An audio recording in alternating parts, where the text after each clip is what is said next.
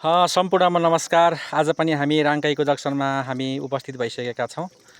हजुरहरूले जिज्ञासा राख्नुभएको थियो राङ्काईको नाम कसरी रहन गयो होला भन्ने जुन हजुरको जिज्ञासा थियो, त्यसलाई मेट्नका लागि हामीले यहाँका अग्रज व्यक्तित्वहरू, यहाँका स्थानीय व्यक्तिहरू, भदौरे कुपिन्डे माथि भसेखालका मान्छेहरूसँग, गेदेका मान्छेहरूसँग सोधेर हामीले यो राङ्काईको नाम कसरी रहन गयो होला भन्ने विषयमा हामीले आज भिडियो प्रस्तुत गर्न गइरहेका छौँ। यस विषयमा प्रस्तुत गर्नका लागि हरि सर उपस्थित भइसक्नु भएको छ। हरि सर नमस्कार। नमस्कार सर। नमस्कार। यो राङ्काईको विषयमा चाहिँ धेरै कुरा आएको छ। यो राङ्काई कसरी नाम रह्यो होला भन्ने कुरा चाहिँ हाम्रो लक्ष्मी खत्री म्याडमले चाहिँ चरिकोटदेखि भन्नुभएको थियो। फर्स्टमा उहाँले यो प्रश्न गर्नुभएको थियो। यस विषयमा चाहिँ हजुरले खोजेर ल्याउनु भएको छ भनेदेखि बताउन सक्नुहुन्छ हरि सर? हजुर धन्यवाद सर। विशेष गरेर कमेन्ट मार्फत चाहिँ प्रश्न गरिदिनु हुने म्यामलाई धन्यवाद। र बजारतिर झर्दा बाटोमा हिँड्दाखेरि भेटघाट हुने साथीभाइहरूले पनि सोध्नु भएको छ र उहाँहरूलाई पनि विशेष धन्यवाद। र यो कुनै पनि ऐतिहासिक ठाउँहरूको चाहिँ लिखित प्रमाण भेट्न गाह्रो पर्छ सर, पर्ने अवस्था हुन्छ। र अनि त्यो बेलामा नाम राख्ने मान्छे पनि भेट्न सकिँदैन हो। हजुर हजुर वास्तविक कुरो चाहिँ।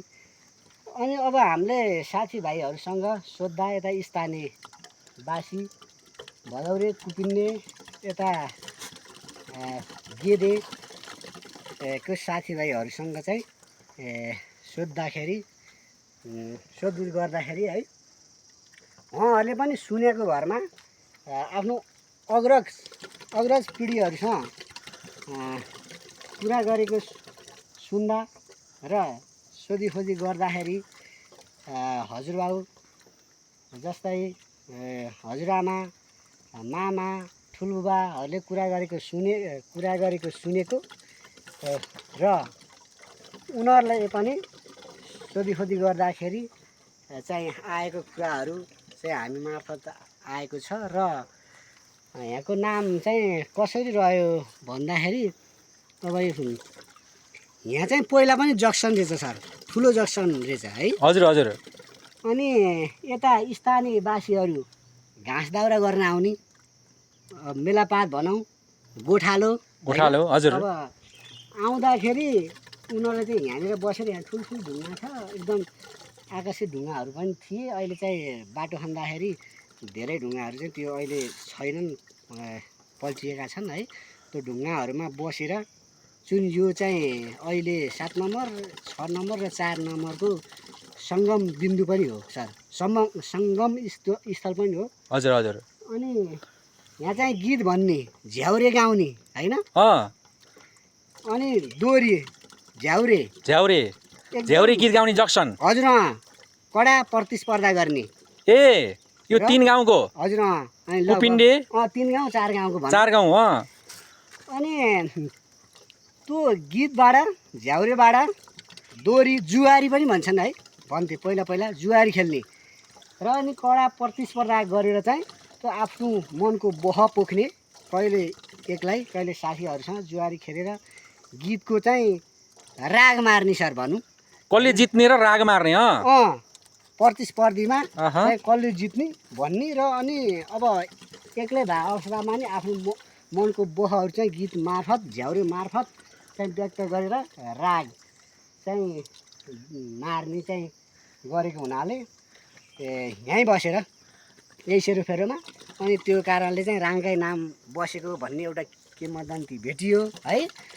अनि अब अर्को पक्षले नि भने, अब पहिला 22औँ 23औँ राज्यभन्दा पनि अगाडि, धेरै पहिला भनौँ, धेरै अगाडिको समयमा चाहिँ यहाँ साई राजा बस्नुहुन्थ्यो अरे होइन।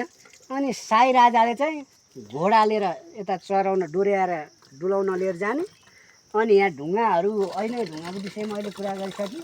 र यहाँ ढुङ्गामा जमेको पानी, पोखरीमा जमेको पानी घोडालाई खुवाउने होइन, पिलाउने, अनि थकै मारेर बस्ने, अनि त्यही बिसाउने। हजुर, त्यही हुनाले नि राङ्काई बिसाउने नाम रहेको भन्ने किंवदन्ती भेटियो। र अर्को चाहिँ अब यता तल्लो भेगमा, भदौरे भेगमा धेरै जस्तो मगर बस्ती, यता माथि तामाङ बस्ती होइन। र अनि पहिला त धेरै घरहरू यति बाक्लो त यसै नै हुने थिएन सर होइन। हामीले पनि भने सुनेका छौँ पल्लो गाउँमा एउटा घर, पारी गाउँमा एउटा घर, माथि गाउँमा एउटा घर हुन्थ्यो अरे, भाडा परमा गर्नुहुन्थ्यो अरे होइन। भनेको त सम्म हामीले सुनेका छौँ त्यस्ता कुराहरू। र अनि त्यहाँबाट अब तलतिर गाउँको माथितिर गाउँको जम्मा भएर चाहिँ यहाँ राँगो काट्ने रे सर। ए राँगो काट्ने, आफ्नो संस्कार अनुसार। अह र अनि त्यो मासु बाँडेर होइन भोजन गर्ने।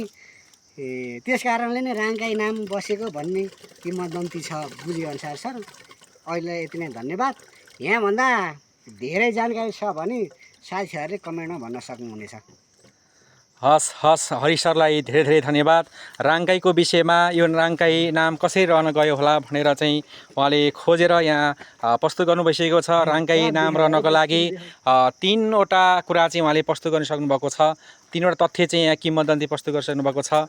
यहाँहरूलाई भिडियो कस्तो लाग्छ अथवा योभन्दा बढी तथ्य छ भने, हजुरहरूसँग जानकारी छ भने कमेन्ट बक्समा कमेन्ट गर्न सक्नुहुन्छ भन्दै आजलाई हामी यहीँ यो भिडियो यहीँ अन्त्य गर्छौँ। हस्, धन्यवाद, नमस्कार।